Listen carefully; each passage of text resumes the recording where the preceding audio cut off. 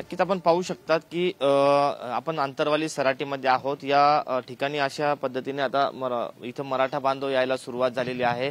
वेळ साधारण 12 वाजेचा दिलेला आहे आणि ऊन जास्त असल्यामुळे या ठिकाणी मांडव देखील रात्रीतून या परिसरामध्ये वाढवण्यात आलेला आहे। येणाऱ्या मराठा बांधवांची संख्या पाहता इथं उन्हाची तीव्रता पाहता इथं मांडव टाकण्यात आलेला आहे आणि या ठिकाणी आता मराठा बांधव यायला सुरुवात झालेली आहे। राज्यभरातून या ठिकाणी मराठा बांधव येणार आहेत। जसं मनोज जरांगे पाटील यांनी आवाहन केलं आहे की आजचा जो दिवस आहे महत्त्वपूर्ण आहे, ही बैठक महत्त्वपूर्ण आहे, त्यामुळे सर्व समाज बांधवांनी या ठिकाणी यायला पाहिजे।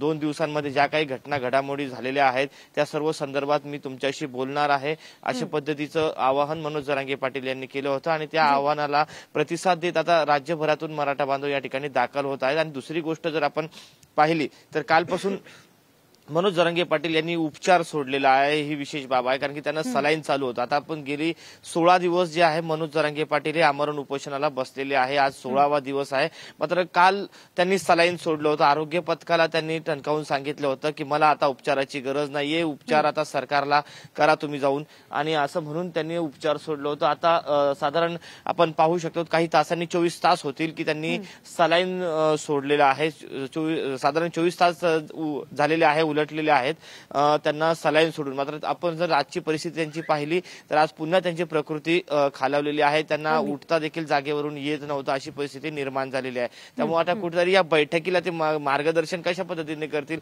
हे देखील महत्त्वाचं आहे, कारण की त्यांना बोलता देखील येत नाही, परिस्थिती सध्या अशी आहे। आणि त्यामुळे आता थोड्याच वेळानंतर या ठिकाणी बैठकीची तयारी होईल आणि 12 वाजेला या ठिकाणी बैठकीला सुरुवात होणार आहे।